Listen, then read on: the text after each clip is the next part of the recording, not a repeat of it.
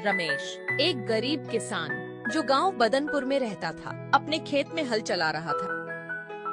वह अपने 2 बैलों के साथ मिलकर लोगों के खेत जोतकर अपना गुजारा करता था। उसकी जिंदगी बहुत मुश्किलों से भरी हुई थी।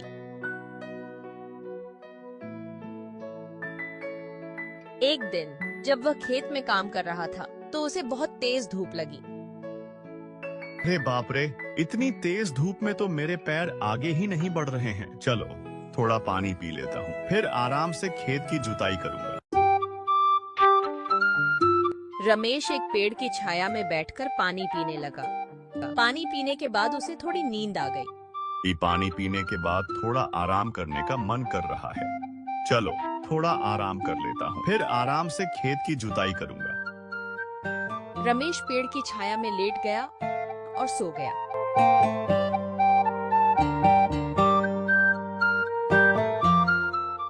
तभी एक जहरीला सांप आया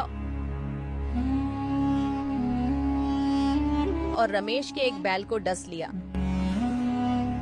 बैल मर गया।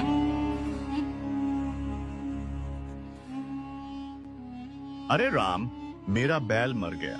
अब मैं क्या करूंगा? यह बैल ही तो मेरी रोजी रोटी का सहारा था। मेरे पास और कोई सहारा नहीं है। अब मैं कैसे अपना गुजारा करूंगा? तभी वहां से एक साधु गुजरा। साधु ने रमेश से पूछा, बेटा तुम क्यों रो रहे हो? बाबा, मेरा नाम रमेश है। मेरे पास 2 बैल थे, लेकिन आज एक बैल को एक जहरीले सांप ने डस लिया है। अब मैं कैसे अपना गुजारा करूंगा? मेरे पास और कोई सहारा नहीं है। बेटा मैं तुम्हारे बैल को जीवित तो नहीं कर सकता, लेकिन मैं तुम्हें एक जादुई थाली देता हूँ। इस थाली से तुम जो भी खाने की चीज मांगोगे वह तुम्हें मिल जाएगी।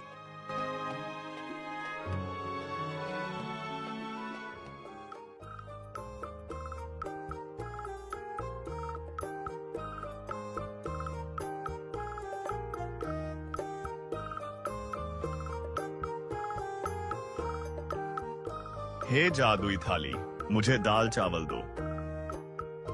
थाली में तुरंत दाल चावल आ गए। रमेश ने खुश होकर खाना खाया।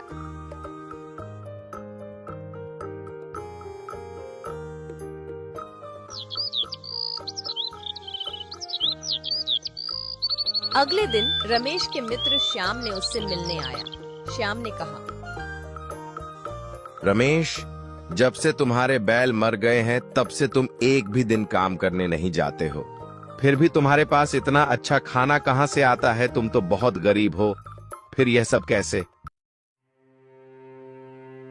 रमेश ने श्याम को जादुई थाली के बारे में बताया। श्याम ने सोचा, अगर मैं यह थाली चुरा लूं तो मेरी जिंदगी आसान हो जाएगी। मुझे यह थाली चुरानी ही होगी।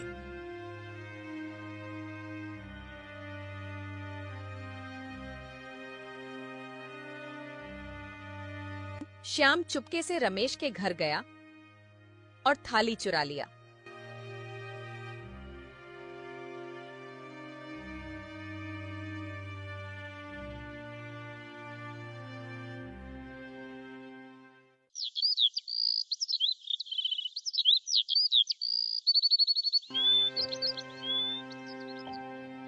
हे भगवान, मेरी थाली कहाँ चली गई?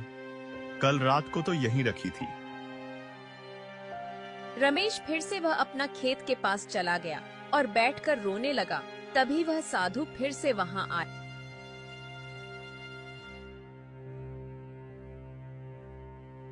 क्या हुआ बेटा, अब तुम क्यों रो रहे हो? बाबा, मेरा जादुई थाली किसी ने चुरा लिया है। अब मेरे पास कुछ भी नहीं बचा। अब तो मैं भूखे ही मर जाऊंगा। साधु ने रमेश को एक जादुई डंडा दिया और कहा, बेटा इस डंडे से कहना कि जिसने भी तुम्हारी थाली चुराई है उसे मरते हुए पकड़कर ले आओ। रमेश घर गया और उस डंडे से कहा, हे जादुई डंडे, जिसने भी मेरी थाली चुराई है उसे मारते हुए मेरे पास ले आओ। डंडा उड़कर श्याम के पास गया और उसे मारने लगा।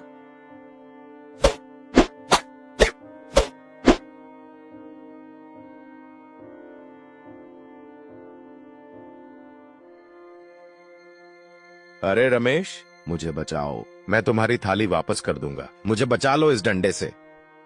रमेश ने डंडे को रोका और श्याम ने थाली वापस कर दी। रमेश ने श्याम से कहा, कभी भी दूसरों की चीजों पर अपना अधिकार मत जताना, नहीं तो परिणाम बुरा होगा। ईमानदारी और मेहनत से ही सफलता मिलती। श्याम ने अपनी गलती मानी और वादा किया कि वह फिर कभी ऐसा नहीं करेगा। इस तरह रमेश ने अपनी जादुई थाली वापस पा ली और श्याम ने सीख ली कि दूसरों की चीजों पर लालच करना ठीक नहीं है।